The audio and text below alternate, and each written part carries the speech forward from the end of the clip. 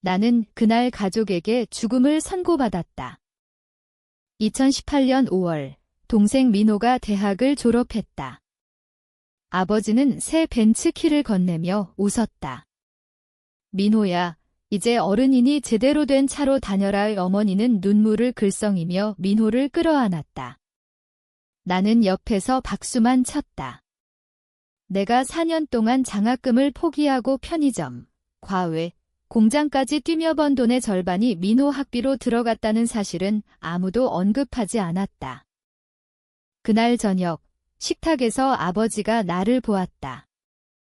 수진아, 너도 이제 28이니 집에 살면 월세 내라. 70만 원으로 하자.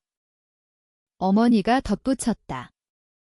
여자애가 언제까지 부모 집에 붙어 살래? 민호는 아들이니까 다르지. 나는 젓가락을 내려놓았다. 아버지가 한숨을 쉬며 말했다. 솔직히 말해서 너는 결국 시집가면 남의 집 사람이야.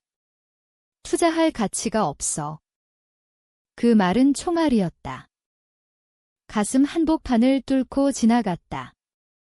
나는 아무 말도 하지 않았다. 말하면 울음이 터질 것 같았다. 그날 밤, 나는 방으로 돌아와 짐을 싸기 시작했다. 옷가지 몇 벌, 노트북, 통장. 그게 전부였다. 나는 10년 넘게 이 집에서 착한 딸로 살았다. 고등학교 때 우수한 성적으로 서울대 붙었지만 아버지 회사 자금이 어려워져 등록금을 못 낸다고 해서 자퇴했다. 대신 전문대 나와 바로 취업했다. 월급의 60%를 집으로 보냈다.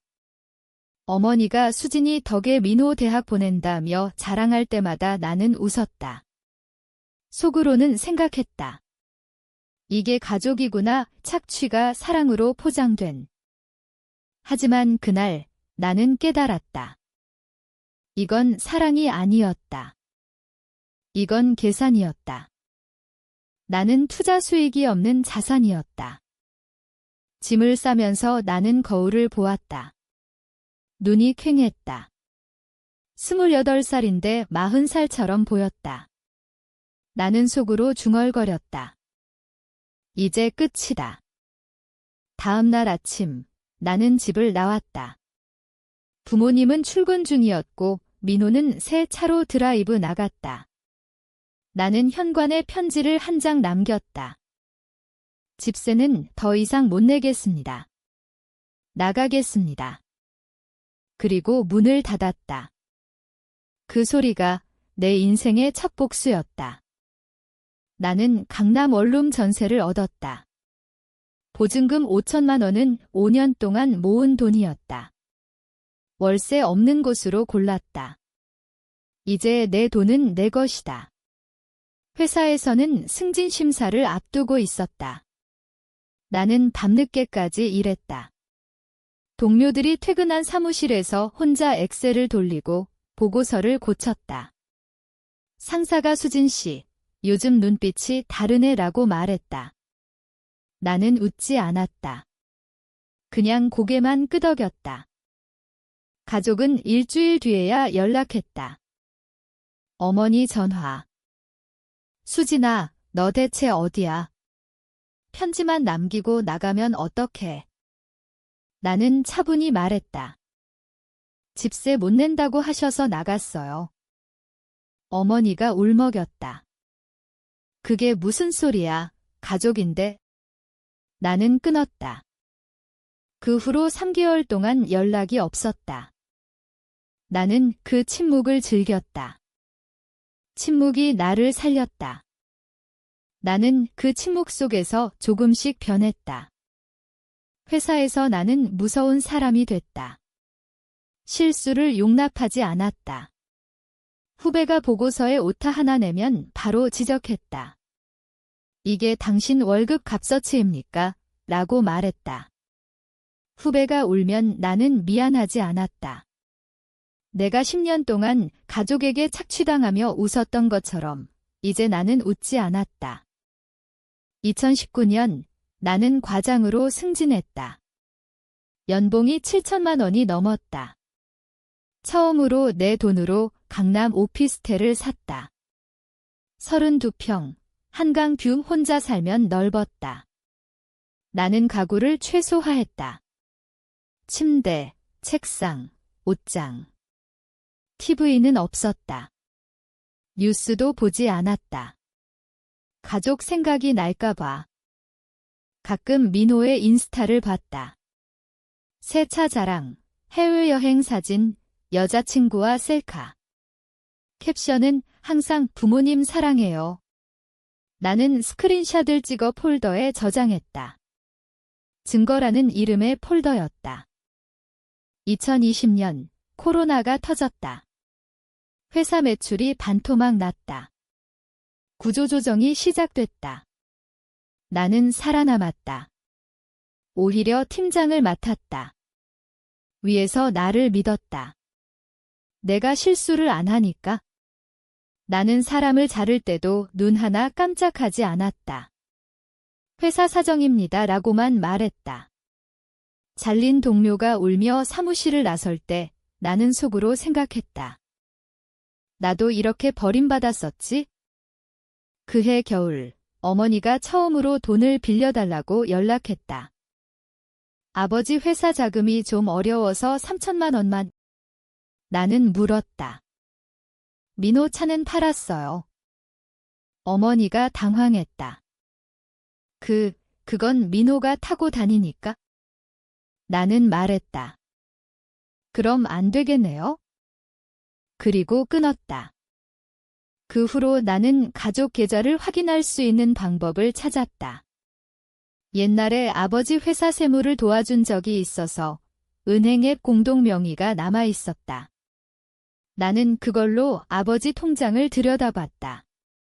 매달 민호에게 200만 원씩 용돈 보내는 기록이 있었다. 나는 그 내역을 캡처했다. 증거 폴더에 추가. 나는 아직 복수를 시작하지 않았다. 그저 관찰했다. 기다렸다. 2021년 나는 이사로 승진했다. 연봉 1억 2천. 회사에서 나를 철의 여인이라 불렀다. 나는 연애도 하지 않았다. 남자가 다가오면 차갑게 거절했다. 시간 없어요. 사실은 무서웠다. 누군가를 믿었다가 또 버림받을까봐. 밤에 혼자 한강 다리를 걷다가 문득 울었다. 이유 없이 그냥 눈물이 났다. 나는 울면서 생각했다. 나는 아직 사람이구나. 그 눈물이 나를 더 단단하게 만들었다. 2022년 아버지 회사가 부도가 났다. 나는 그 소식을 뉴스로 알았다. 중소건설사, 부실 공사로 고발당하고 대출 연체됐다. 아버지가 구속 기소됐다. 나는 그 기사를 읽으며 커피를 마셨다. 뜨거운 커피가 혀를 데웠지만 나는 눈도 깜짝하지 않았다. 어머니가 연락했다. 수진아, 아버지가 제발 도와줘. 나는 물었다. 변호사 선임했어요? 돈이 없어서 너만 믿는다. 나는 말했다. 저도 돈 없어요? 거짓말이었다. 나는 이미 5억 넘는 자산이 있었다. 주식, 부동산, 예금. 민호도 연락했다. 처음으로. 누나 제발 아빠 좀. 나는 웃었다. 전화 너머로 들리지 않게? 민호야, 너 차는 아직 있지? 그게 무슨? 그럼 그거 팔아서 변호사 선임해. 나는 그 후로도 도와주지 않았다. 아버지는 징역 2년을 선고받았다. 집은 경매로 넘어갔다. 어머니와 민호는 월세 원룸으로 이사했다. 나는 그때도 복수를 시작하지 않았다. 아직 때가 아니었다. 2023년 나는 상무로 승진했다. 업계에서 내 이름이 알려졌다. 헤드헌터들이 연락했다. 나는 거절했다. 내 회사가 좋았다. 내가 키운 팀이었다. 그해 여름, 민호가 취업했다. 대기업 계열사, 아버지 옛 동료가 도와줬다고 들었다. 나는 그 회사 주식을 조금 가지고 있었다. 소액주주지만 주주총회 자료를 받을 권리가 있었다. 나는 민호의 입사 소식을 듣고 처음으로 움직였다. 아주 작은 움직임. 나는 옛 동료에게 연락했다. 아버지 회사에서 함께 일했던 사람. 지금은 금융감독원에 있었다. 나는 그에게 말했다. 민호가 입사한 회사, 최근 불법 리베이트 건 있었죠? 그는 놀랐다. 어떻게 아셨어요? 나는 웃었다. 그냥 소문 들었어요. 그건 소문이 아니었다. 내가 익명으로 제보한 거였다. 증거는 내가 만든 가짜가 아니었다. 진짜였다. 내가 2년 동안 모은 자료였다. 조사가 시작됐다. 민호는 입사 6개월 만에 징계받았다. 리베이트와 직접 관련은 없었지만 부모의 비리 연루 우려로 계약직 전환됐다. 연봉 반토막. 어머니가 또 연락했다. 수진아, 민호가 너만 믿는다. 나는 말했다. 제가 뭐려? 그때 나는 처음으로 느꼈다. 쾌감. 하지만 동시에 두려움도 느꼈다. 나는 아직 사람이었으니까. 2024년 나는 부사장이 됐다. 38살의 업계 최연소. 나는 집을 샀다. 옛날 우리 가족이 살던 동네, 그 아파트 재건축된 신축. 50평 펜트하우스. 경매로 넘어갔던 옛집 터 위에 세워진 건물이었다. 나는 그 사실을 알면서도 샀다. 어머니와 민호는 지금 인천 월세 원룸에 살았다. 어머니는 식당 서빙, 민호는 배달 알바. 그해 가을, 어머니가 병원에 입원했다. 간경화. 술은 안 마셨는데 스트레스로. 병원비가 3천만 원 나왔다. 민호가 나를 찾았다. 처음으로 직접 왔다. 내 회사 로비에서. 수트 입고 머리 염색하고 하지만 눈이 퀭했다. 누나, 엄마가 제발. 나는 민호를 내 사무실로 올렸다. 유리병 너머로 서울이 보였다. 민호가 무릎 꿇었다. 미안해, 그때 내가 잘못했어. 제발 엄마 좀. 나는 민호를 내려다봤다. 8년 전 벤츠키 봤던 그 얼굴이 아니었다. 초췌했다. 나는 말했다. 일어나. 무릎 꿇는 거 싫어해. 민호가 울었다. 나는 병원비를 냈다. 전액. 그리고 어머니 병실에 꽃을 보냈다. 카드에 적었다. 빨리 쾌차하세요. 어머니가 전화했다. 울면서. 수진아, 고마워. 정말 미안해. 나는 말했다. 됐어요. 하지만 그게 끝이 아니었다. 나는 어머니 퇴원 후 그들에게 제안했다. 내 집 빈 방 있어요. 오세요. 그들은 왔다. 내 펜트하우스로. 나는 그들을 맞이했다. 웃으며. 이제 가족이네요. 그들은 몰랐다. 이게 복수의 시작이라는 걸? 그들은 내 집에 살면서 조금씩 변했다. 어머니는 매일 아침 내 밥을 차렸다. 수진아, 엄마가 해줄게. 나는 먹었다. 맛있었다. 하지만 나는 칭찬하지 않았다. 민호는 취업 준비를 다시 했다. 나는 내 인맥을 동원해 면접 기회를 줬다. 중소기업, 하지만 괜찮은 곳. 우민호가 합격했다. 연봉 4,500. 민호가 나에게 고개 숙였다. 누나 정말 고마워. 나는 웃었다. 가족이니까. 하지만 나는 동시에 움직였다.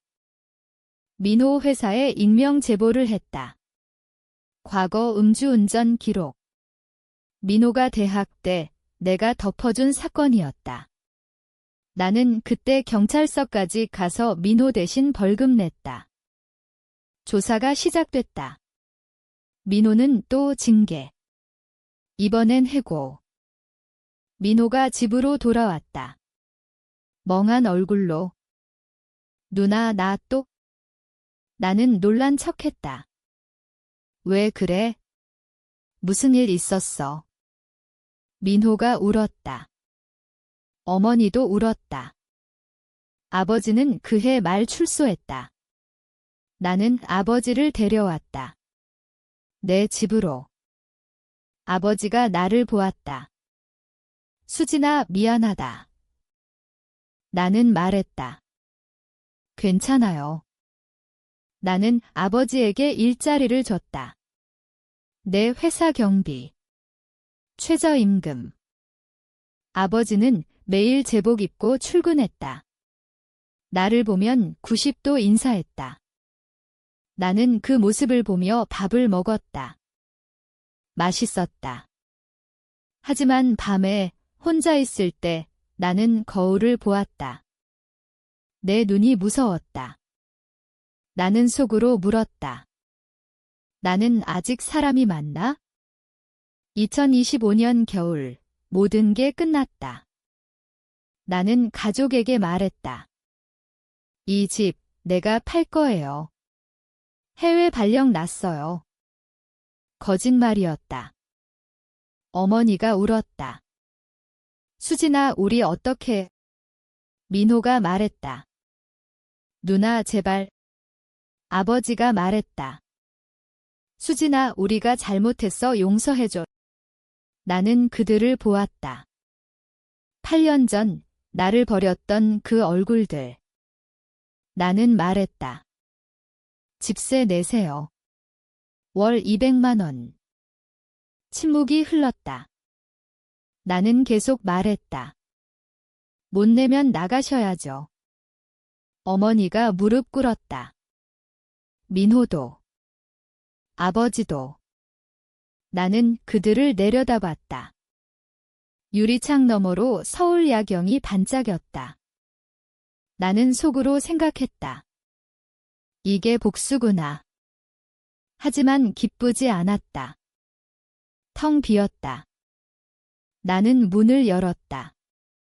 나가세요. 그들은 짐을 싸서 나갔다. 눈 내리는 거리로. 나는 혼자 남았다. 펜트하우스에서. 나는 창가에 서서 서울을 내려다봤다. 그리고 속으로 물었다. 나는 이겼을까? 아니면 나 자신을 잃었을까? 완결.